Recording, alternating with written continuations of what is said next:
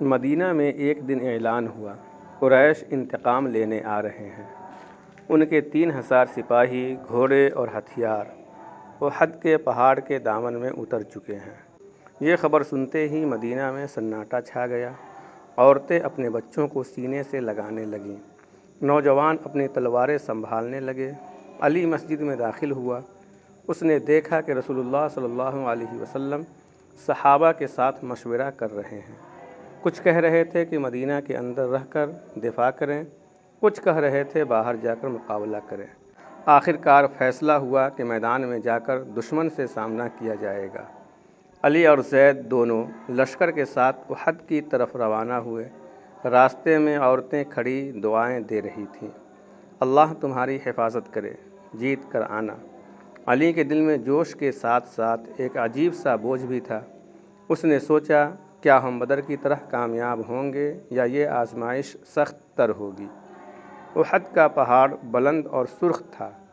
ان کے دامن میں مسلمان صف بستہ کھڑے ہوئے۔ رسول اللہ صلی اللہ علیہ وسلم نے 50 تیر اندازوں کو ایک پہاڑی پر مقرر کیا اور سختی سے فرمایا، جب تک میں نہ کہوں اپنی جگہ نہ چھوڑنا، چاہے دشمن جیت جائے یا ہار جائے۔ علی نے یہ ہدایت سنی اور دل میں کہا، یہی فتح کی کنجی ہے۔ صبح سورج نکلا تو قریش کا لشکر غرور سے بڑھا۔ ان کے پاس زرہیں، ڈھالیں اور گھوڑے تھے۔ مسلمان نعرہ تکبیر بلند کرتے ہوئے آگے بڑھے۔ پہلی جھڑپ میں مسلمانوں نے دشمن کو پسپا کر دیا۔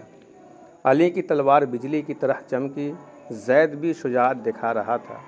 دشمن کے کئی سردار گر چکے تھے۔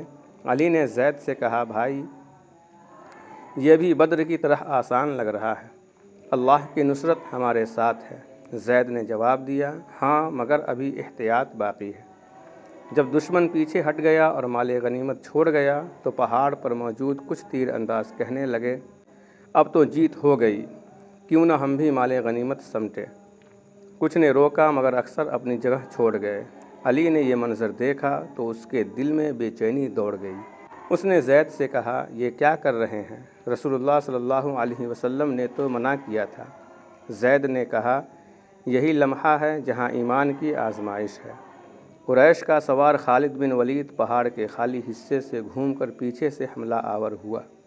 یکایک مسلمانوں پر چاروں طرف سے حملہ ہو گیا۔ صفیں ٹوٹ گئی، لوگ بھاگنے لگے۔ علی کے کانوں میں عورتوں کی چیخیں اور زخمیوں کی آہیں گونجنے لگیں۔ اس نے زید کا ہاتھ پکڑا، ہمیں جمے رہنا ہوگا، دشمن کے تیروں نے زمین کو سرخ کر دیا۔ خبر پھیلی، رسول اللہ صلی اللہ علیہ وسلم زخمی ہو گئے ہیں۔ یہ سنتے ہی علی کا دل دہل گیا۔ وہ دوڑتا ہوا اس طرف گیا۔ اس نے دیکھا کہ نبی صلی اللہ علیہ وسلم کے چہرے مبارک پر زخم ہے، دانت شہید ہو گئے ہیں اور چند صحابہ جان دے کر آپ کی حفاظت کر رہے ہیں۔ علی کے آنسو نکل آئے۔ اس نے تلوار لہرا کر دشمن پر حملہ کیا اور کہا، جب تک سانس ہے رسول اللہ صلی اللہ علیہ وسلم کے قریب کوئی نہیں پہنچ سکتا۔ اسی دوران علی نے دیکھا کہ میدان میں ایک لاش پڑی ہے۔ وہ حضرت حمزہ تھے، شیر خدا، مسلمانوں کے سب سے بڑے بہادر۔ ان کی شہادت نے علی کے دل کو توڑ دیا۔ زید اس کے قریب آیا اور کہا، بھائی، یہ اللہ کی راہ ہے، شہادت ہی سب سے بڑی کامیابی ہے۔ علی نے روتے ہوئے کہا، ہاں، مگر یہ صبر بڑا کٹھن ہے۔ آخر کار شام ڈھل گئی، قریش واپس چلے گئے۔ مسلمانوں نے 70 شہید دیے۔ مدینہ واپسی کا منظر بڑا غمناک تھا۔ عورتیں اپنے بیٹوں اور شوہروں کو ڈھونڈتی تھیں، کچھ کو لاشوں پر بیٹھ کر روتی تھیں۔ علی کے کندھے پر زید کا ہاتھ تھا۔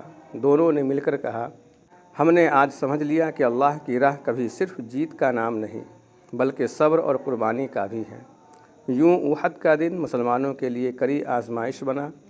علی کے دل پر یہ نقش ہمیشہ کے لیے ثبت ہو گیا کہ ایمان کا راستہ صرف خوشی اور کامیابی نہیں، بلکہ آنسو، صبر اور شہادت بھی ہے۔ قسط نمبر 5 ختم ہوا، جس میں آپ نے بدر کے نقشے کو ملاحظہ فرمایا۔